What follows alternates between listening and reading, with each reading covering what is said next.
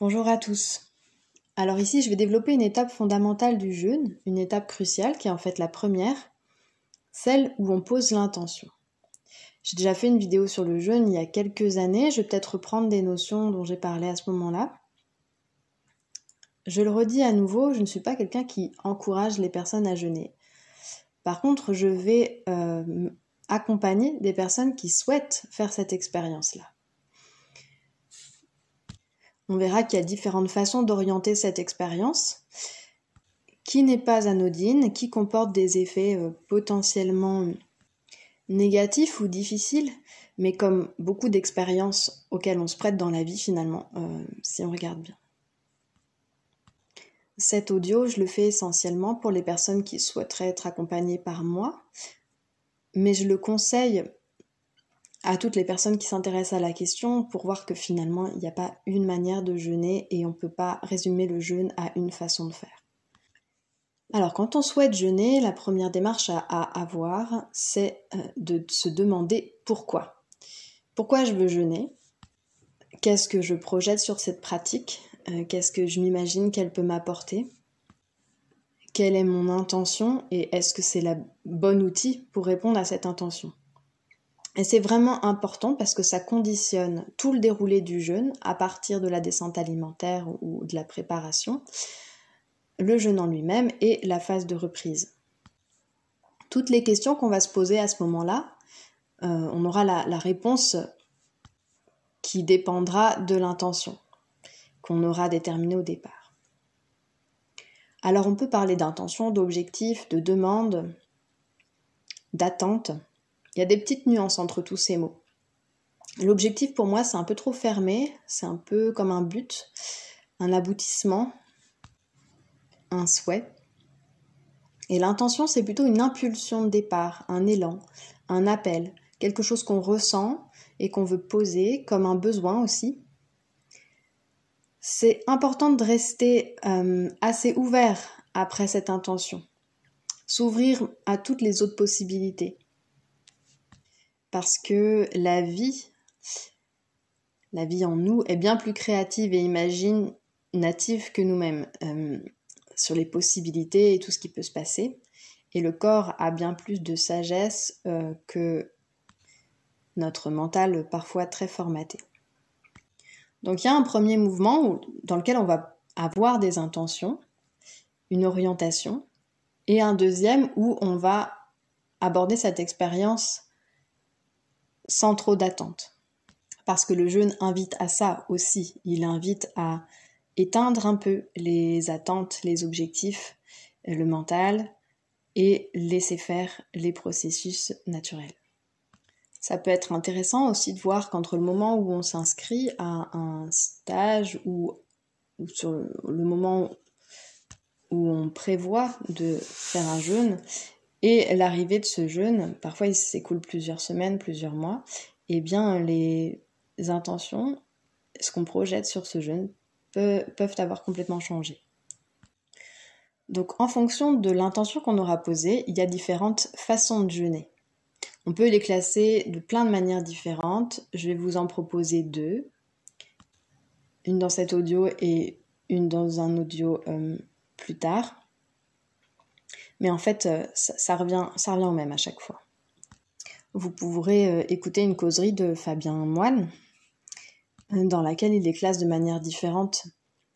Mais finalement, ça revient au même. Et il n'y a pas vraiment de catégorie, c'est plutôt une palette de possibilités avec des nuances différentes, des pratiques, des outils qu'on va intégrer ou non dans chaque pratique. Moi, je vais vous proposer une classification en 5 catégories. Vous pouvez les imaginer sous la forme de ces diagrammes en étoiles à 5 branches, avec le jeûne que je vais appeler alimentaire, le jeûne performance, le jeûne spirituel, le jeûne au repos ou jeûne hygiéniste, et le jeûne en activité. Et je vais détailler un peu après. Et on peut décider, parmi ces 5 branches, de n'être à 100% que dans l'une, ou d'équilibrer un petit peu dans ces différentes catégories. Bon, certaines sont incompatibles, mais en termes de nuances on peut emprunter à l'une ou à l'autre. Et ici, le jeûne personnel, le jeûne pour soi, se trouve au milieu. Le jeûne que j'ai appelé alimentaire, c'est juste le fait de ne pas manger. Et ça s'arrête là. On ne projette aucun autre objectif sur la démarche. En général, on le pratique sans descente alimentaire, 1 ou 2 jours dans la semaine, en continuant ses activités quotidiennes, en continuant de travailler. Il n'y a pas d'intention de développement personnel, même pas forcément de nettoyer son corps, tout au plus mettre au repos le système digestif. C'est vraiment juste d'arrêter de manger, et ça peut concerner aussi les personnes qui veulent juste faire l'expérience de cette suspension d'alimentation. Je mettrais aussi dans cette catégorie la grève de la faim. Alors, la grève de la faim, c'est encore un peu particulier, parce que non seulement on arrête de manger, mais en plus on a une intention politique de montrer qu'on se sacrifie ou qu'on va s'infliger quelque chose de contraignant, de difficile, voire de souffrant, pour faire passer une idée. Et c'est là que c'est intéressant aussi, c'est que avec cette intention, le déroulé du jeûne va se ressentir différemment.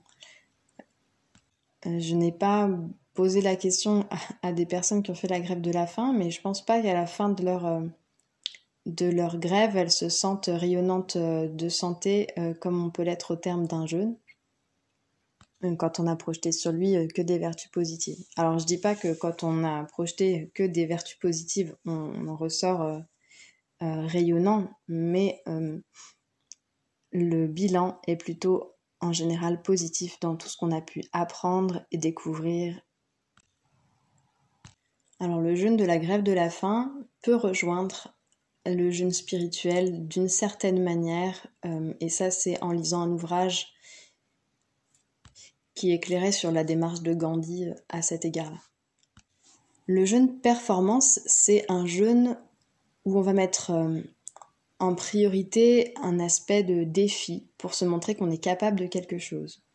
Ce n'est pas forcément un jeûne qui va en priorité respecter le corps dans une démarche de bien-être. Ça peut être intéressant si on se prépare à une aventure, une traversée dans une zone comme l'Antarctique, ou partir dans un voyage difficile, une expédition qui va mettre le corps à l'épreuve. Ça peut être pour se prouver quelque chose, et très honnêtement, le premier stage de jeûne que j'ai fait, j'étais pas à 0% en termes de performance, simplement parce que je voulais me prouver que j'étais capable de ne pas manger pendant plusieurs jours. Donc ça faisait partie de mon intention aussi, même si c'était pas la principale motivation. Ça l'est beaucoup moins aujourd'hui, voire même pas du tout. Dans le jeûne performance, il y a le jeûne sec, donc sans boire, que beaucoup de personnes souhaitent pratiquer en s'imposant une certaine durée. Mais quand on se dit « je veux jeûner sec tant de jours », on n'est plus dans le respect du corps, on est dans une décision mentale au détriment des ressentis, qui peuvent être la soif ou d'autres ressentis. L'argumentaire pour les jeûnes secs, c'est que ça potentialiserait les effets du jeûne, qui aurait plus d'effets sur le moment, etc. Mais on n'a pas démontré sur le long terme ou moyen terme même si ça se justifie et s'il n'y a pas des effets adverses a posteriori. Ce qui serait plutôt une observation assez fréquente quand même. Donc dans l'idée de performance, ça induit un peu plus de violence sur le corps. Et moi je le vois chez beaucoup de jeûneurs qui s'inscrivent, parce que pour eux c'est important de tenir la durée du stage, de prouver qu'ils ont jeûné pendant tant de jours, de comparer les durées avec d'autres. J'ai fait 5 jours, 6 jours, 7 jours, 8 jours.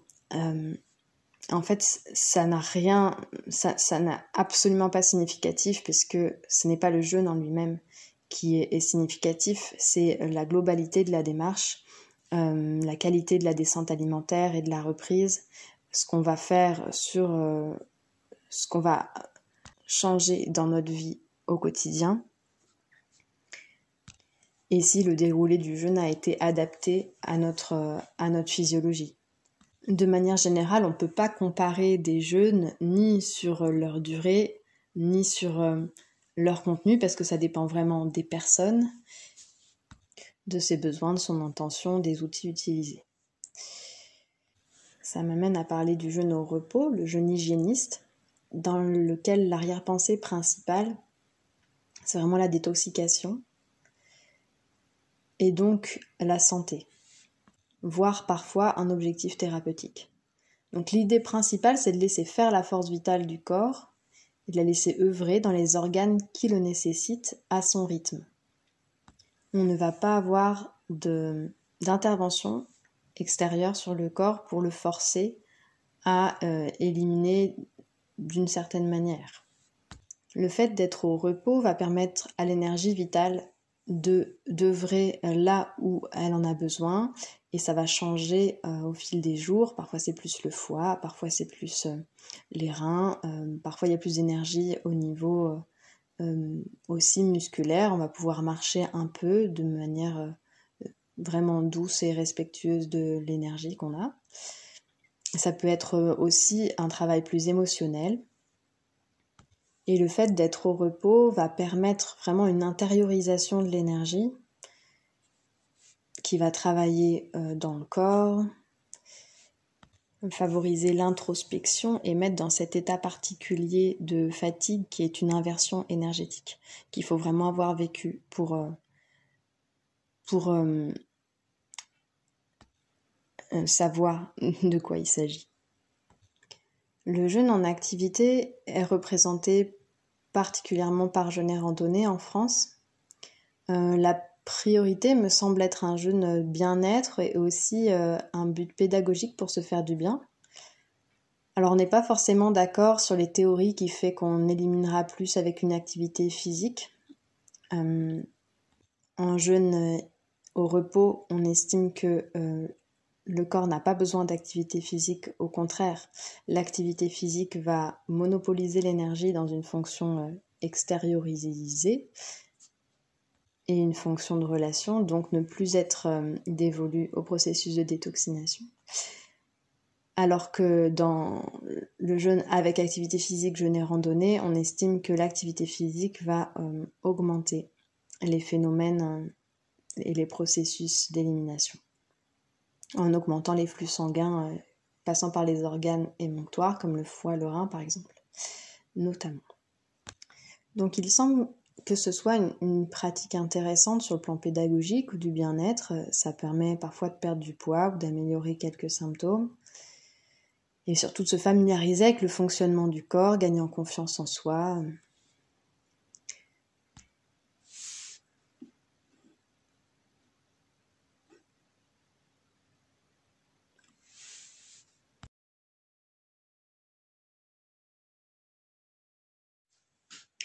Le jeûne spirituel, c'est la démarche de jeûner pour des aspects psycho-émotionnels ou spirituels.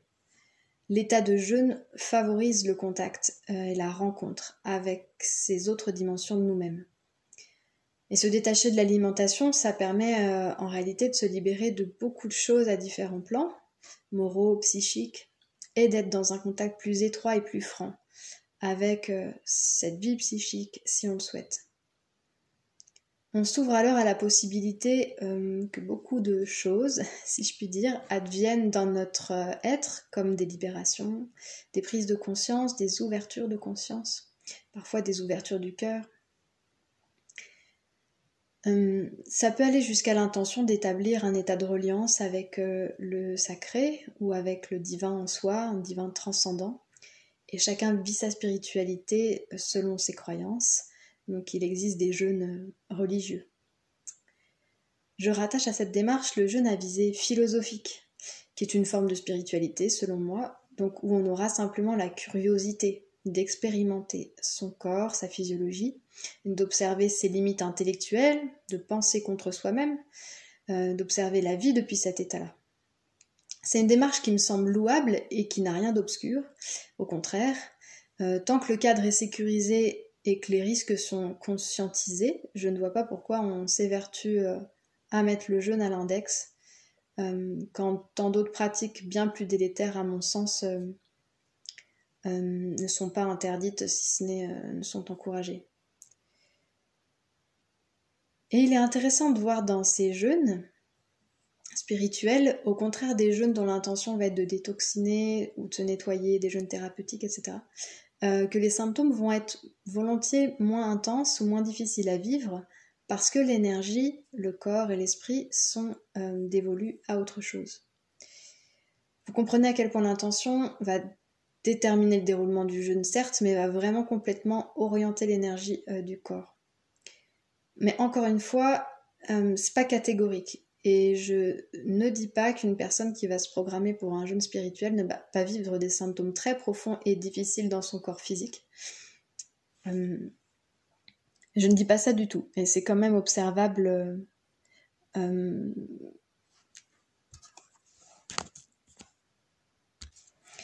Et donc, à partir de là, il y a des questions qu'on pose souvent. C'est est-ce que j'ai le droit ? Est-ce que j'ai le droit d'aller marcher ? Est-ce que j'ai le droit de prendre une tisane ? Est-ce que j'ai le droit de rompre le jeûne ? Est-ce que j'ai le droit de prendre des compléments alimentaires, etc. Mais en fait, pour répondre à ces questions-là, il faut savoir pourquoi vous voulez jeûner et donc quel type de jeûne vous choisissez. Et la réponse sera différente à chaque fois. Et puis, en fait, tout le monde a le droit de faire ce qu'il veut et ce qu'il souhaite, ce dont il a besoin. Et il n'y a vraiment aucune restriction à ce sujet. C'est même pas une question de droit. Et cette question-là, ça reflète vraiment bien où on en est aujourd'hui dans la société. La question qu'il faut se poser, c'est plutôt, est-ce que c'est un besoin et à quel besoin ça répond ? Et est-ce que c'est une nécessité ? Et est-ce que c'est sécurisé d'agir de telle ou telle manière ? Pour vous donner un autre exemple, dans le jeûne performance, le seul intérêt, c'est d'avoir tenu une certaine durée. Et on va être souvent assez négligent sur la descente alimentaire, ce qui n'est pas du tout une bonne idée.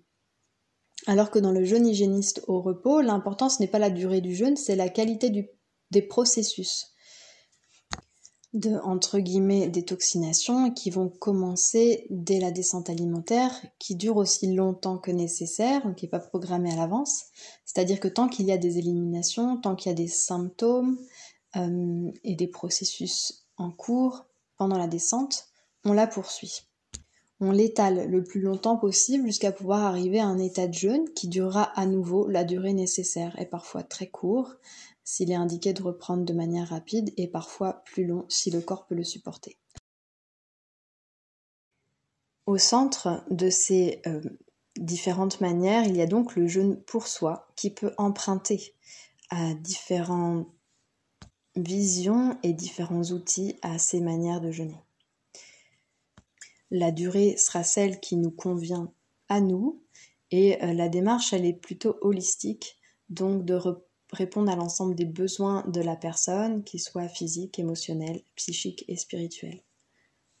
Si on veut respecter la philosophie essentielle du jeûne, du fait de jeûner, on va éviter les interventions trop forcées sur le corps qui empêcheraient ces processus-là, mais on peut utiliser de manière adéquate si la situation le nécessite différentes techniques, ou prendre une tisane, un jus, avoir une activité physique douce si c'est nécessaire. Et ça peut être nécessaire pour le corps ou pour le moral, pour l'esprit, etc. On avise en fait au cas par cas. Sur le schéma que j'ai fait, vous pouvez voir que j'ai relié chaque manière de jeûner à un certain mot de vocabulaire.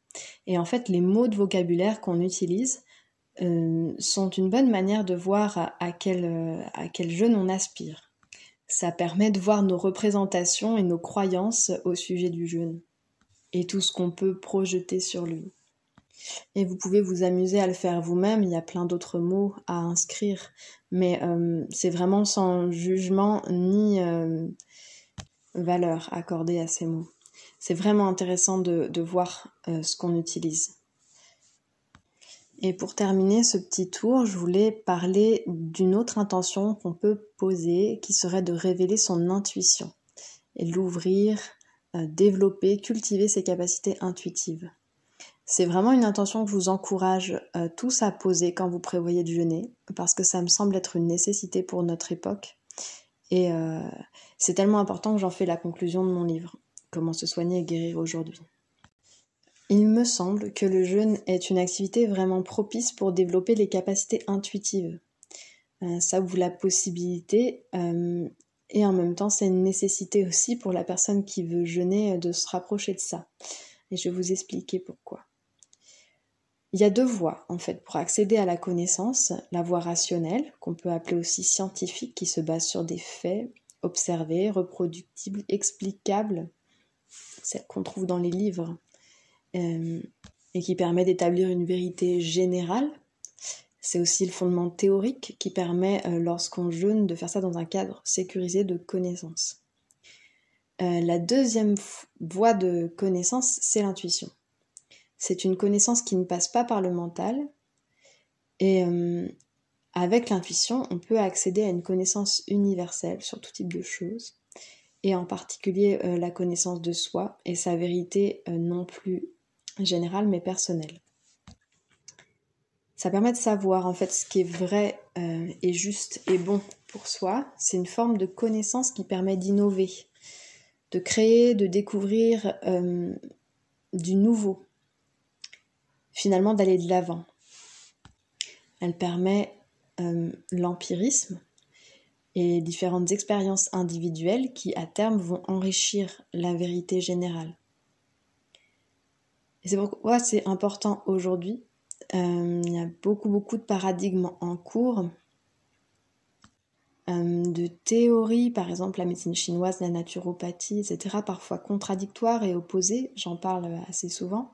C'est difficile de s'y retrouver et on peut être vite perdu, voire confus. Et la seule manière de savoir ce qui est vrai ou faux pour soi, quand on a lu tous ces bouquins et regardé toutes ces vidéos, entendu tous ses proches faire des conseils opposés, eh bien, il faut expérimenter et ressentir. Et cet apprentissage à ressentir va nourrir nos capacités intuitives. L'idée, c'est de pouvoir instaurer un dialogue entre ces 2 voies de connaissance, scientifique, générale, et personnelle, empirique, et trouver une forme d'équilibre. On ne peut pas jeûner en se fondant uniquement sur des connaissances scientifiques, parce que si on veut être honnête, même si on comprend beaucoup de choses de la physiologie, s'il y a beaucoup de cas cliniques répertoriés, des études, c'est insuffisant et ça restera, à mon avis, toujours insuffisant pour savoir réellement ce qui se passe en jeûne, tellement c'est individuel. Et aussi tellement c'est relatif à une époque, une culture. Les personnes qui jeûnent aujourd'hui n'ont pas le même terrain que les personnes qui jeûnaient il y a 50 ans. Et donc on n'expérimente pas du tout la même chose et on ne peut pas se référer entièrement à ce qui était écrit à ce moment-là. Donc ça, c'est très inconfortable pour les scientifiques occidentaux qui veulent des données reproductibles et figées. Et c'est très inconfortable aussi pour les jeûneurs qui ont besoin d'une compréhension assez fixe, pouvoir prévoir, vraiment comprendre les phénomènes. Je ne sais pas si on les comprendra un jour parce que ça touche à l'immensité, à la profondeur des mécanismes du corps, au-delà des aspects réducteurs qu'on essaye de comprendre.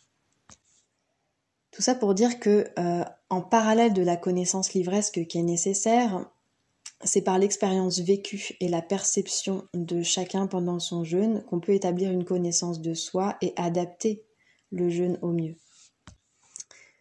Donc le jeûne en lui-même, par sa nature, nous permet de développer des capacités intuitives qui vont ensuite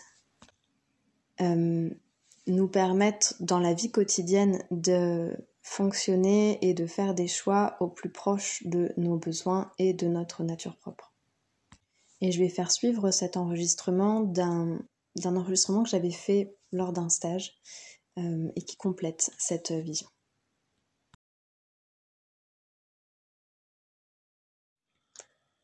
Quand on pose une intention, quand on se projette dans une pratique de soin, on utilise des mots qui sont chargés de sens, une connotation qu'on leur donne, et en eux-mêmes, le mot avec son sens vont déterminer et orienter le jeûne et son déroulement. Donc c'est intéressant de voir comment le mot résonne pour nous et sentir la charge qu'on met dessus. Ça permet de comprendre vraiment ce qui se passe en nous et ce dont on a besoin, et comment on se positionne. Et éventuellement, ça permet de les réorienter avec un autre état d'esprit, et donc d'utiliser des mots plus appropriés, peut-être plus soutenants ou plus bienveillants. Dans la plupart des discours sur le jeûne aujourd'hui, il y a tout un truc autour du nettoyage, de détoxifier, des toxines. Avec tout un petit peu mélangé, c'est bien de détoxiner, mais les toxines, c'est pas bien, et on a trop de toxines, il faut faire quelque chose, etc. En fait, c'est le regard qu'on porte dessus et nos projections, nos représentations sur les toxines qui est intéressant. On peut les voir différemment, et donc quand on regarde les choses différemment, en conséquence, on a un vécu différent.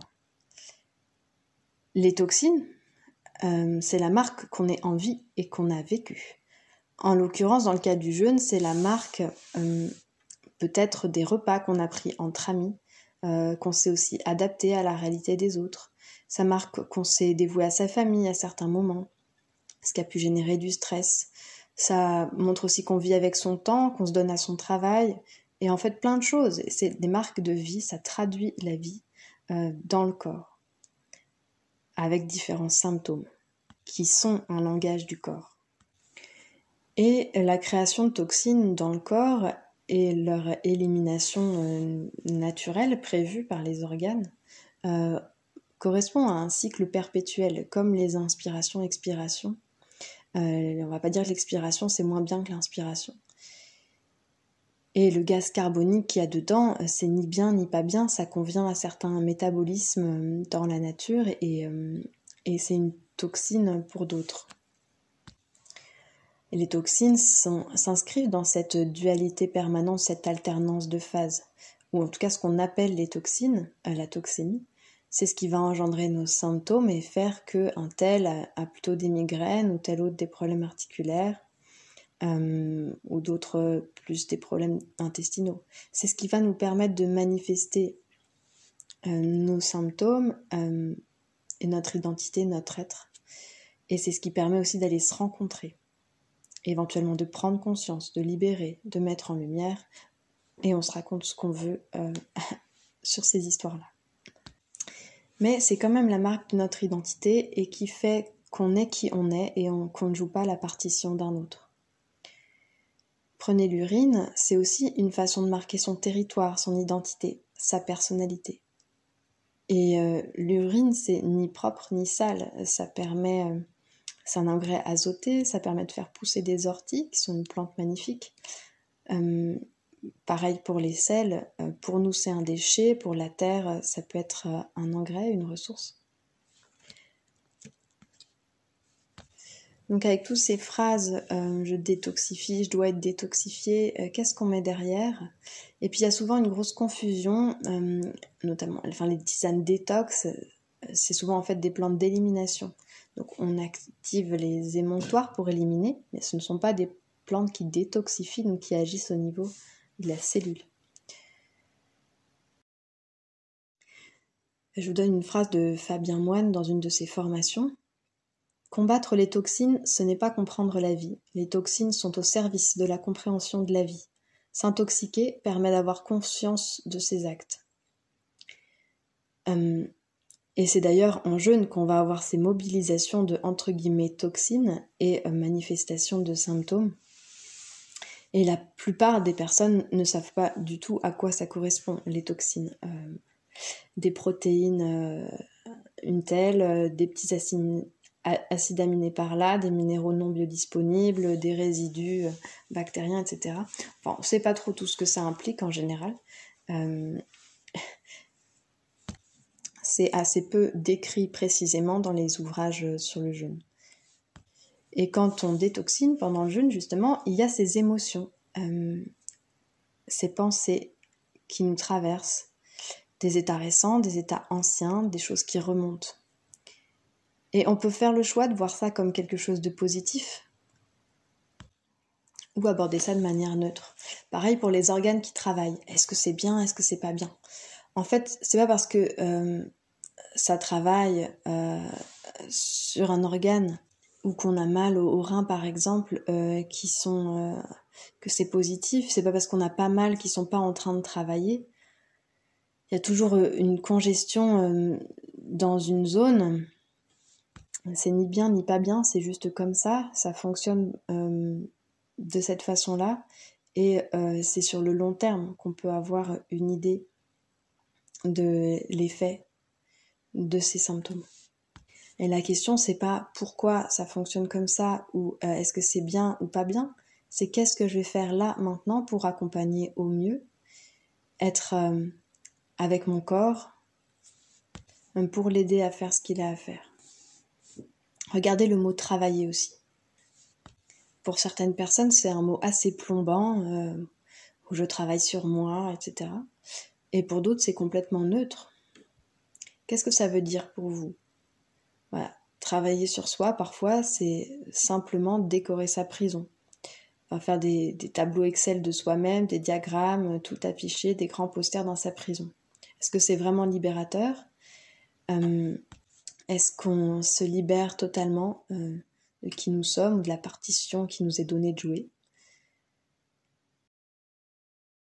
Voilà, donc il me semble important d'être vigilant à ça et vigilant au regard qu'on porte sur les choses, le jugement qu'on porte sur les choses et les mots qu'on utilise.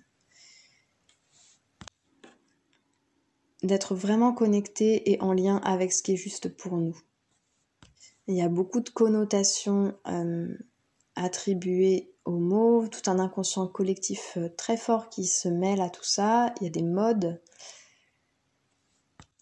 Et forcément que quand on écrit des livres ou quand on fait des vidéos, on va pas passer notre temps à décortiquer tous les mots qu'on utilise en disant à chaque mot ça pourrait vouloir dire ça, mais en fait aussi ça, etc. Et quand je vous dis ça, c'est vraiment avec beaucoup de guillemets, ça aurait plus de sens. Mais il faut être vigilant et en conscience de voir tout ce que ces mots impliquent et génèrent à l'intérieur de nous. Observer et transformer éventuellement toutes ces connotations que vous avez en vous. Voilà ce que je voulais dire aujourd'hui.